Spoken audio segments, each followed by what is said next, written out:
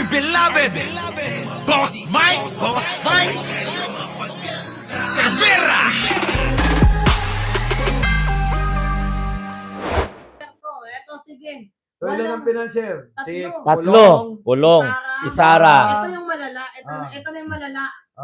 Destabilizer na nga, financer pa, dinadamay Uy, pa di yung mga kabataan. puga. Grabe. Walang iba kundi si lolo mo. Lolo Chavit. Lolo. Oo, si lolo. Lolo Chavit. Alam mo kung kailan sa tumanda nung walang pinagkatandaan.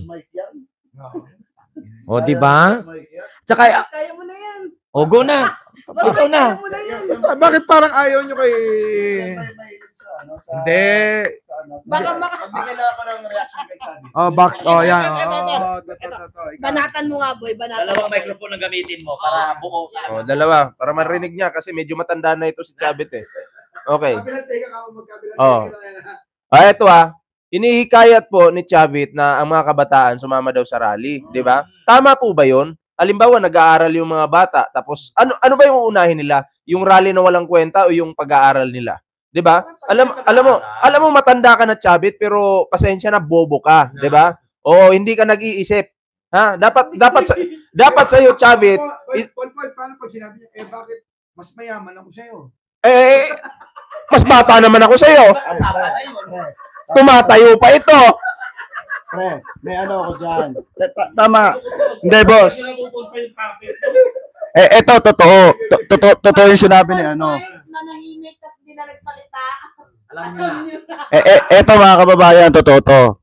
Sinasang-ayunan ko si Ballpoint Man na doon sa sinabi niyang bobo talaga si Sir Chavit Singson. Hindi, eto, hindi libelous to Kasi, hindi libelous to, pre. Totoo to. Eto, totoo to. Ang lakas ng loob mo manghikayat sa mga kabataan. Nung pumunta ka nga sa rally, ikaw ang gustong ipakulong ng mga nagrarally doon. Totoo yan. Alam mo, nakakahiya talaga yun. Kasi, kaya lang, may pera lang. Ito kasi. Di ba naglalakad siya? Minumok siya? Naglakad si Chavit doon. Ito yung napansin ko. Bino siya, di ba? Naramdaman niya doon na para siyang pasang sisiw. At saka mga kababayan baka isipin ninyo, baka i-edit ng mga DD baka palabasin ninyo. Bobo yung sinabi namin kay Sir Chavit Singson. Ang sabi namin, bino siya ng mga tao nung siya ay naglalakad sa rally. Para malaman ng iba. Ito, meron kasing nangyari dyan. Yan, ito, istorya.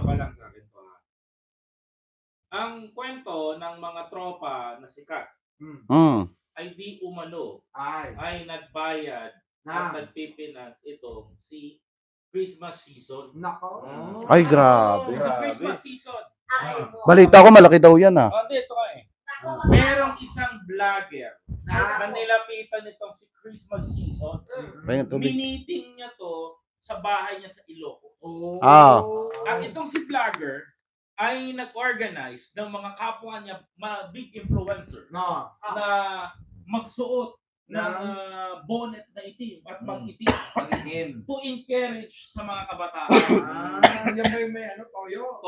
Toyo ba yun? May toyo, may Suka. So, baka sila yung nagdala ng One Piece. So, sila yung nag-motivated. Dahil gamit niya sa malakas ang influensya ng social media, sila yung nag-motivate sa mga kabataan na mag-rally. Kaya nung makita mo nung rally nila, mga parts, no? Mga nakabonet. Mga nakabonet ng kabataan, edad. Matindi, no? Edad 16, wait lang. pababa. Gayahin natin yung kabataan. Ganito pa nga yun, Di ba?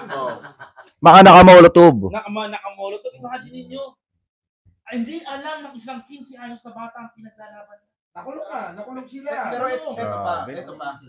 Di ba sabi ni Peebles, meron ding mga tao ng mga Muslim na nagbabayaran daw ng 500,000 per head. Sino may sabi nun? Si Peebles. Ay, okay. Ang binabanatan si Chavit Singson, siya daw yung nagbayad. Ewan ko kung gano'ng katotoo yun. Ano reaction niyo doon? Hindi ako. Sa 500,000 babayaran mo yung Muslim? Yung gaganon ba? Gaganon? Para... Presidente. Di ba may rally noon? May rally. Tapos yung mga mamamatay tao, di umano.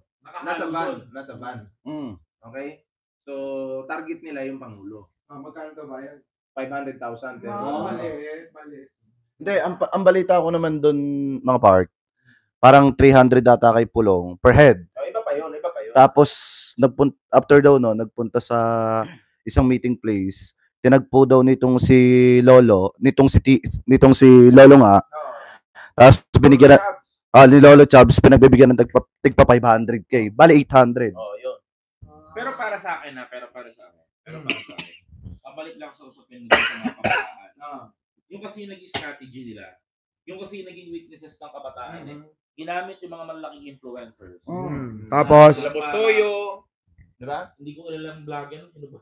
Sikat pa yun. Oo, yun nga eh. sikat yun, si Toyo. Naging influencer sila. So, iniidolo sa mga kabataan. Yan yung laging scripted, yung content. Meron pang di ba? Meron pang rapid. Di Mm. ba? Pang bakbakan, pang suntukan. Meron pang isang meron pa isang kalbo. Meron pa isang kalbo na hindi naman alam kung ano yung sinasabi. Oo. Si Kiko Piatos. Baka si Piatos. Napakatanga rin. Tapos alam niyo yung masaklat dyan, mga Mark. Di ba, nanggulo na yung mga kabataan. Siyempre, idols na Bustoyo. Itinanggi ngayon ni Bustoyo yun. Nako. Na nanghikayat siya. Nako po, ang sakit. Hindi, ang tamang Diba? Mamaya, Explain ko lang. Teka. explain ko lang, sabay. mamaya may ikukwento ko sa inyo tungkol dyan. Yan.